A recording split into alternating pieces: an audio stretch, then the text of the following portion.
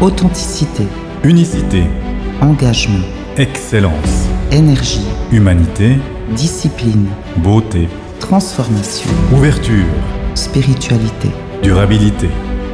Renaissance 69. Renaissance 69.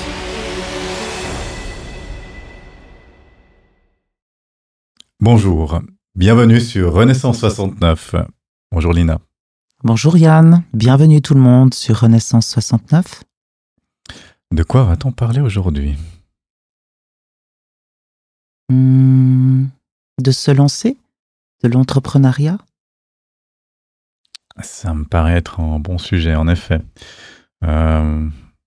Qui nous concerne, parce que je crois que si on est en train de parler ici, c'est qu'à quelque part, on s'est lancé déjà. Oui, et surtout, qui nous concerne, ça c'est pas forcément le plus important, mais peut-être pour donner l'envie aux gens de comprendre qu'il est important de pouvoir se lancer. Absolument, absolument.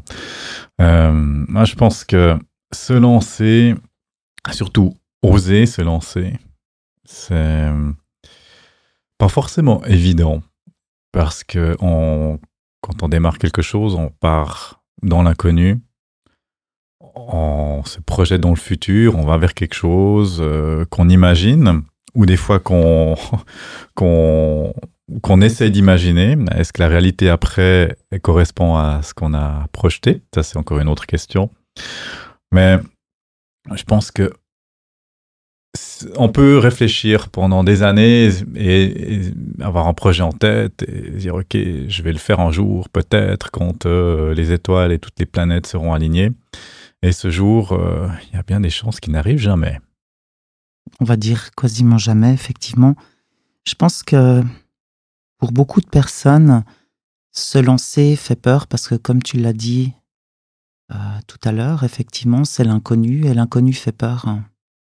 Mais si on ne va pas à la rencontre de l'inconnu, c'est un peu difficile, toujours si on reste dans les mêmes schémas, d'évoluer. Et c'est important de pouvoir prendre le courage et de vouloir réaliser ses rêves. J'aime beaucoup réaliser ses rêves parce que finalement, on est là pourquoi sur cette terre?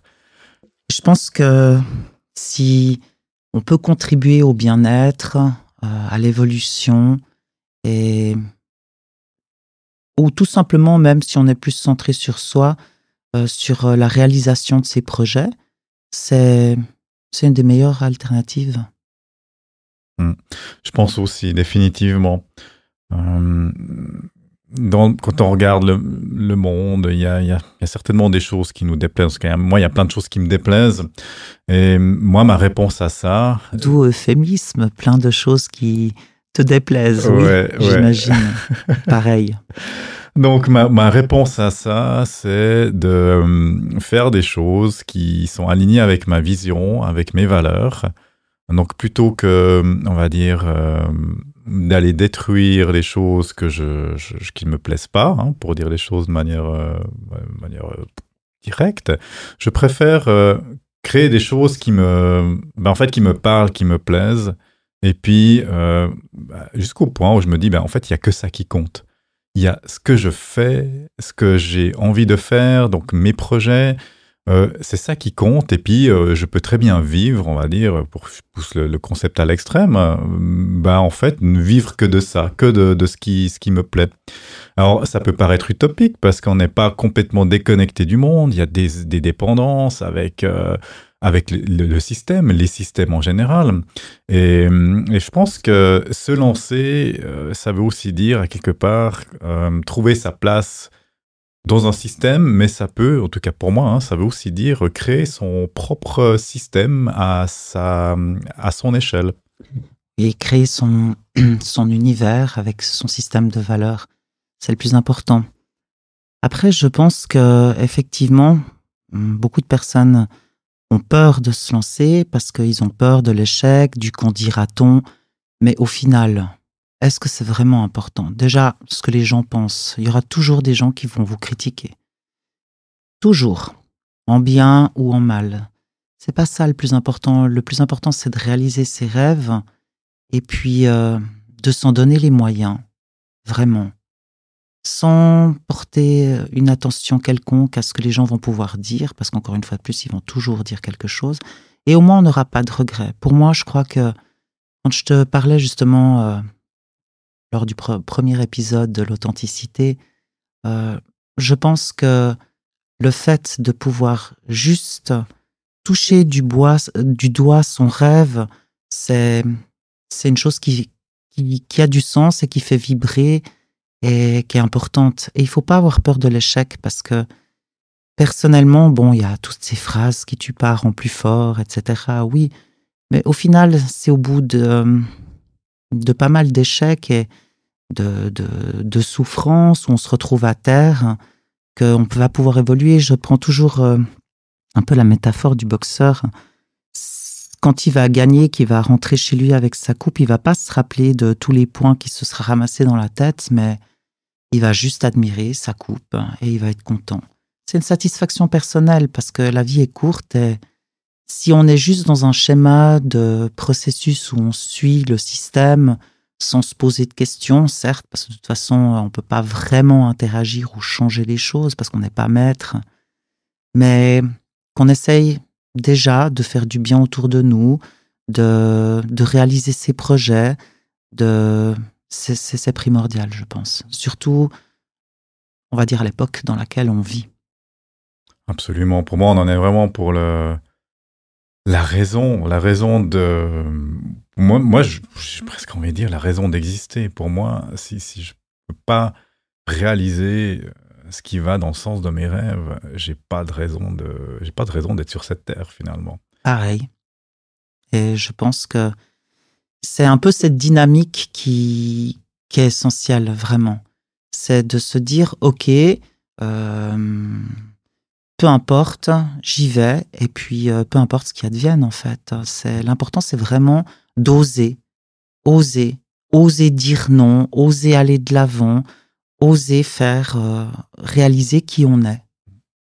Moi, j'ai une anecdote qui, aujourd'hui, qui a été décisive, en fait. On parlait du passé, de l'influence du passé sur le présent. Et pour rejoindre ça, et en même temps le sujet de oser se lancer, c'était en 2021, j'avais fait le pari avec moi-même, un peu, que je pouvais réunir des gens autour de la différence. Et quand je parle différence, c'est toi et moi, on est déjà différents, donc c'est déjà une raison de se réunir. Je suis différente. Je pensais pas. Et différent dans tous les sens. Ça peut être sur la façon de penser, l'ethnie, sur vraiment un tas de choses. Je peux même pas les lister parce qu'il y en a tellement. Et par contre, j'avais fait ce pari-là et j'ai dit, je vais faire mon fameux talk, le je suis moi.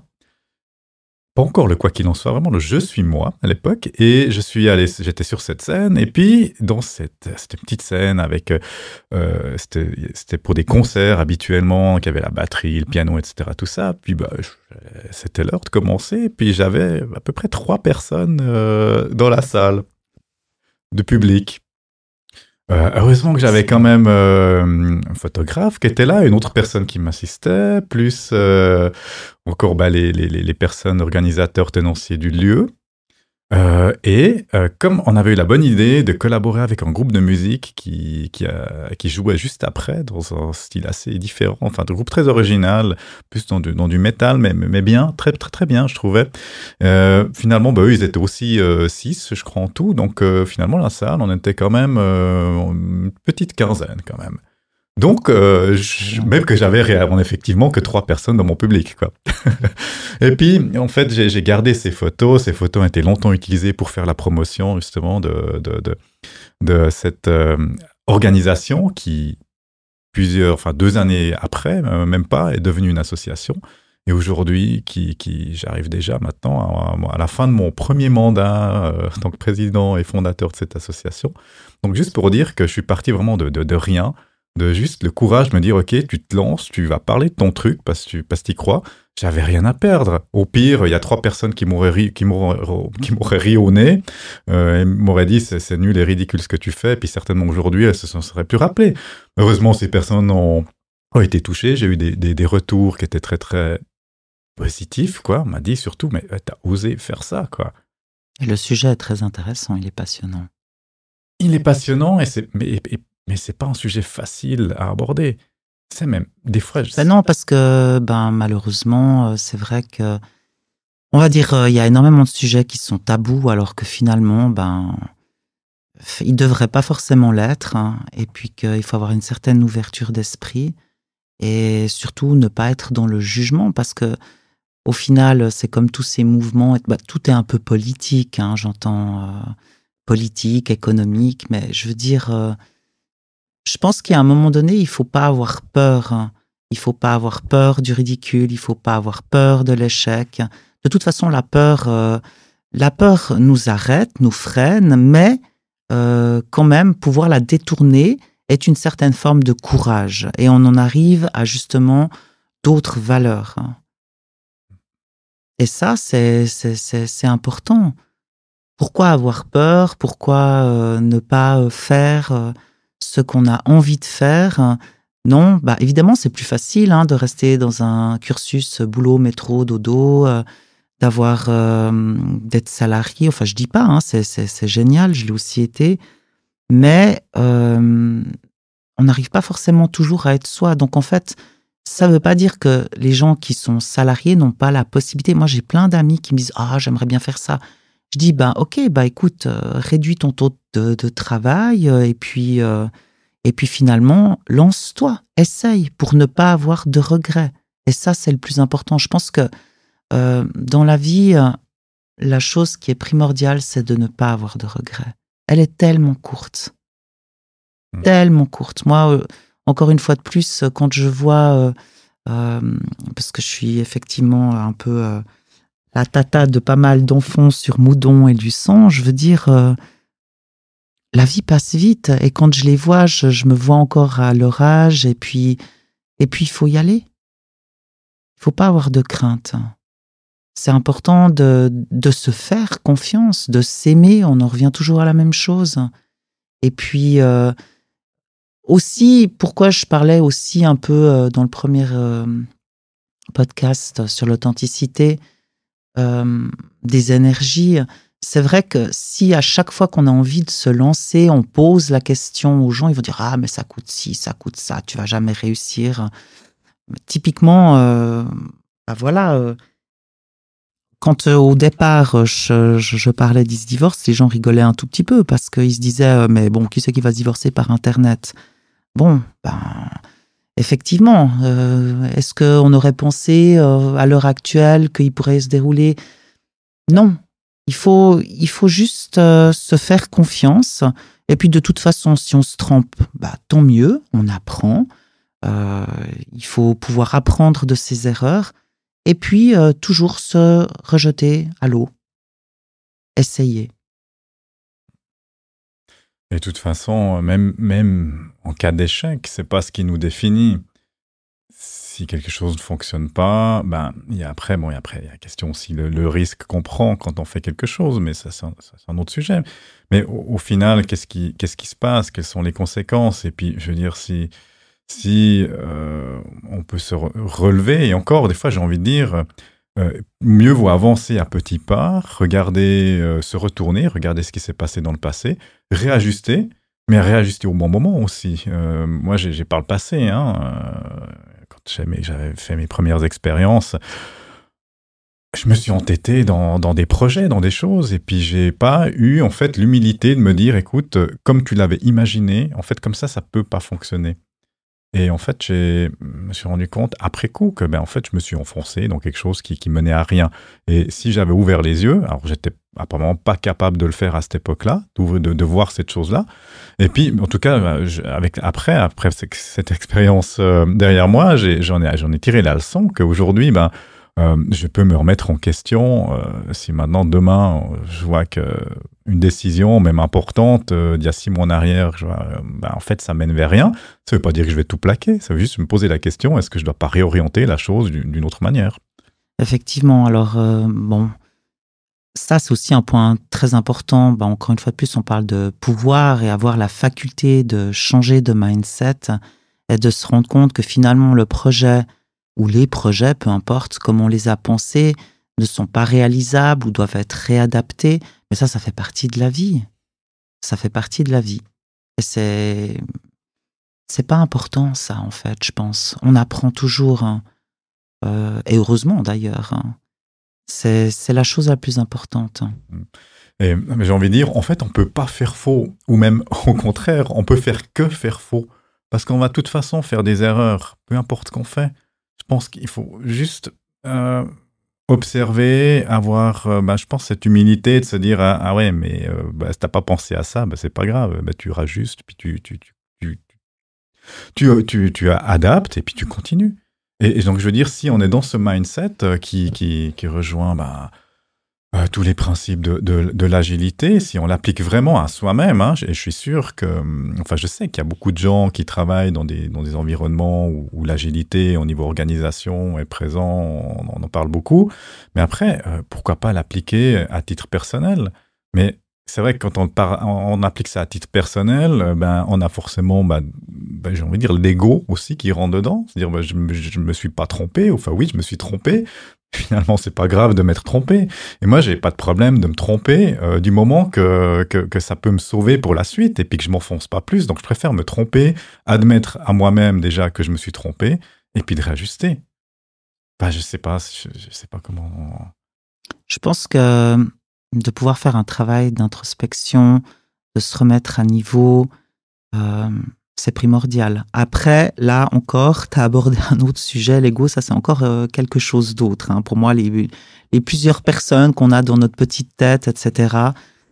Sur ça, je pense que c'est bien d'avoir une certaine sagesse, de faire un pas en arrière et puis de pouvoir mettre l'ego de côté. Effectivement, de voir. Après, ça dépend des projets, encore une fois de plus. En ce qui me concerne, c'est toujours pour essayer d'aider les gens, mais je sais qu'on peut les aider jusqu'à une certaine limite, parce qu'encore une fois de plus, c'est ce que j'explique donc à ma patientèle. Au final, c'est eux qui vont faire le travail. Moi, je vais pouvoir leur donner des outils, etc., mais c'est à eux de faire le travail, de se lancer. C'est eux qui vont faire le travail. S'ils viennent me voir parce qu'ils ont des problèmes, voilà... comme il y aura une certaine... on va être proche avec certaines personnes, ils vont me parler de leur vie, que ce soit leur vie professionnelle, privée. Moi, c'est clair que dans mon travail en entreprise, c'était de mettre le doigt sur les dysfonctionnements dans la société.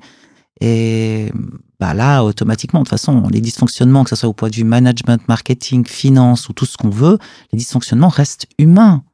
Donc, à partir de là, je pense que tout peut être travaillé, mis en place et trouver des solutions. Et c'est ce que je leur explique. Voilà, tu veux changer de physique ou tu veux prendre de la masse, c'est toi qui vas travailler.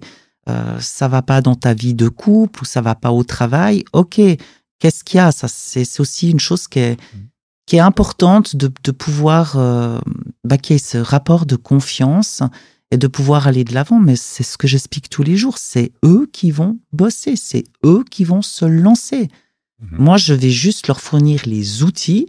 Des fois, je vais un peu hausser la voix quand il faut les motiver. Hein. Je parle évidemment sur le côté aspect émotionnel ou bien d'autres aspects un peu plus délicats. Là, c'est clair qu'il va falloir adapter le ton. On peut tout dire, on peut tout faire. Il y a la manière de le faire. Mais l'important, c'est d'oser. Oser. Sans penser à qu'est-ce qui va se passer. Peu importe, ne pas avoir de regrets. Moi, je pense qu'oser, c'est déjà le premier pas. Ensuite, ce que j'aurais bien voulu avoir par le passé, c'est en fait quelqu'un qui m'accompagne ou qui je peux poser mes questions. Et en fait, j'ai décidé de devenir cette personne-là, ce moi dans le passé que j'aurais bien voulu avoir, en tout cas cette main. Et c'est ce qui m'a mené vers l'accompagnement d'individus, mais aussi des très petites entreprises surtout, dans le développement d'activités. Ça peut être vraiment avant même la création d'activités, mais c'est aussi pendant ou même des années après, parce que comme on disait, il y a toujours des changements à apporter, même 10, 20, 30, 40 ans après l'existence d'une entreprise. Et avoir un regard extérieur, je pense que c'est important. Et puis, tu connais hein, le coaching, c'est la base finalement des choses qu'on ne peut pas voir soi-même. on a besoin de Non, mais quelqu'un alors, nous aide. effectivement, je te rejoins sur ce point. L'accompagnement, pour moi, c'est une chose très importante, précieuse. Aussi, avoir la capacité de revoir sa stratégie, hein, parce que les choses changent, hein, tout change, tout est immuable. Et puis, pour moi, l'accompagnement, c'est primordial. Ayons moi-même... Alors, effectivement, c'est important de se lancer. Maintenant, je pense aussi qu'il faut faire un tout petit peu attention parce que, typiquement, j'étais la personne, moi, qui me lançait. Enfin, rien ne me faisait peur. Et ça peut, sur plusieurs années, en fait, se traduire par un burn-out, une fatigue, ou voire même, s'il y a vraiment quelque chose de fatidique qui arrive, sur une dépression sévère. Donc, se lancer, c'est important. C'est aussi important d'être suivi, de choisir des coachs, peu importe quel corps de métier, mais d'être entouré de professionnels qui auront de l'empathie, qui vont comprendre aussi votre business ou de la bienveillance, mais l'aspect humain, l'aspect réaliste aussi, parce que maintenant, j'entends, on croirait que tout le monde peut devenir millionnaire via les réseaux ou se lancer, faire des formations qui vont de 400 francs à 16 000 francs et tout le monde, en l'espace de 3 mois, vont scaler leur business, faire du high ticket. Ok, super. Mais je pense que derrière ça, bien sûr que ces schémas peuvent marcher pour certaines personnes, mais déjà, il faut être excellent. Alors, il y a une chose qui est importante, on parle de se lancer. Oui, alors, totalement d'accord. Mais dans le monde dans lequel on vit, aujourd'hui avec la concurrence, si on n'est pas excellent dans ce qu'on fait, effectivement, là, il ne faut pas se lancer. Il faut quand même être clair. On peut se lancer, mais dans quelque chose qu'on ressent au fond de ses tripes, qu'on vibre et qu'on sent qu'on a quelque chose à apporter. Parce que bien sûr, de nos jours, c'est impossible de créer quelque chose de super nouveau à part... je veux dire, tout existe, hein, voilà. Mais il faut être bon dans ce qu'on fait. Il faut y croire. Moi, je pense que c'est deux choses importantes, d'être bon, et je pense qu'il y a bon de différentes manières. Là, on parle de business, donc c'est clair que si on n'arrive pas à se démarquer, ça devient compliqué. Maintenant, si je parle d'autres projets, si je reprends par rapport à un projet de cultiver la différence dont je parlais tout à l'heure, alors je ne sais pas si je suis bon, j'avais aucune idée si j'étais bon à cette époque-là en différence. Avec du recul, je me dis probablement oui, ça c'est quand même resté un de mes sujets de prédilection. Et finalement, il y a peut-être aussi cette partie inconsciente. Donc quoi on est bon, pourquoi en effet, s'il y a quelque chose qui nous attire, qui nous passionne, c'est que peut-être on a aussi le potentiel. Est-ce qu'on est bon à l'instant T? Peut-être on a, je veux dire, pas un prérequis, je veux dire en capital qu'on nous a donné, donc génétiquement à la naissance. Et je pense que c'est de trouver. Moi, il y a plein de choses, il y a certaines choses en fait que je savais pas que j'étais bon dedans. Je les ai découvertes en faisant, en testant. Et je pense que c'est là aussi de oser se lancer. Et par exemple, aller à petits pas, c'est-à-dire se dire, ok, je teste, je fais en pilote, je fais ça pendant 3 mois, je fais ça pendant 6 mois, et après, je fais une rétrospective, je regarde, ok, qu'est-ce qui a marché, qu'est-ce qui n'a pas marqué, est-ce que j'ai des skills à développer dedans? Et vraiment, c'est cette partie-là. Puis je pense que se lancer, mais intelligemment, j'ai envie de dire. Oui, et puis c'est marrant alors que tu parles de ça, parce que bon, effectivement, on a des prédispositions ou pas, hein, je veux dire, on n'est pas tous pareils. Maintenant, moi j'ai une façon peut-être, je pense un peu plus à l'américaine, il faut dire les choses comme elles sont, c'est-à-dire que, voilà, peut-être qu'en Occident, on va se dire, ok, tu as ces lacunes dans ces domaines, tu dois aller suivre des cours, tu dois t'améliorer. Ok, j'entends, fine, mais personnellement, moi, je suis quelqu'un qui veut plutôt exceller là où je suis bonne, et puis là où j'ai des lacunes, je vais le déléguer. Même si pour moi, je dois avouer que c'est difficile de déléguer, mais parce que c'est difficile de trouver des performeurs aussi. Voilà. Absolument, ouais. Ouais, je pense que c'est absolument. Moi, je te rejoins là-dessus aussi, puis je pense qu'au fil du temps, j'ai vraiment construit là-dessus aussi, sur mes forces. Mais il y en a comme une ou deux que je les ai découvertes avec le temps, en fait, qui n'étaient pas... Elles étaient peut-être innées, mais elles étaient latentes au fond de moi. Mais j'en reparlerai à un autre podcast. Puis tu as touché aussi un sujet, hein, le burn-out. Je pense que trop se lancer, ouais, ça va pas trop se lancer, tu le lances et ça marche pas. Mais en fait, je veux dire, voilà, il y a, je pense, un juste milieu à trouver et se gérer. Enfin, il y a plein de choses qui vont avec. Et puis, comme on en revient, je pense que avoir un regard extérieur, peut-être discuter avec des gens qui l'ont déjà fait, je pense que c'est important. S'entourer des meilleurs. Et puis après, à un moment donné, encore une fois de plus, je pense que c'est toute une question de ressenti, vraiment. C'est important de se fier à son instinct après un moment. Mais effectivement, il faut être bon dans ce qu'on fait. Au final, oui. Je rejoins absolument. Donc, peut-être la question que nos auditeurs pourraient se poser, c'est dans quoi êtes-vous bon? Et dans quoi voulez-vous vous lancer? Exactement. Et vivez vos rêves, s'il vous plaît. On vit qu'une fois. Ouais. Parce qu'on peut être bon dans quelque chose, mais est-ce qu'on en fait quelque chose avec? Pas toujours. Souvent parce qu'on a peur. Mais il faut oser. Alors voilà. allez-y. Bon, je crois sur ces belles mots, paroles. Ouais. Je pense que on va laisser reposer tout ça. Et puis... Et lancez-vous. Et puis, ouais, lancez-vous. Je pense que c'est... Osez vous lancer. Merci Lina. Merci Yann. Ouais. Merci de suivre Renaissance 69. Et Renaissance 69 vous dit à bientôt pour le prochain épisode. À bientôt. À bientôt. Authenticité. Unicité. Engagement. Excellence. Énergie. Humanité. Discipline. Beauté. Transformation. Ouverture. Spiritualité. Durabilité. Renaissance 69. Renaissance 69.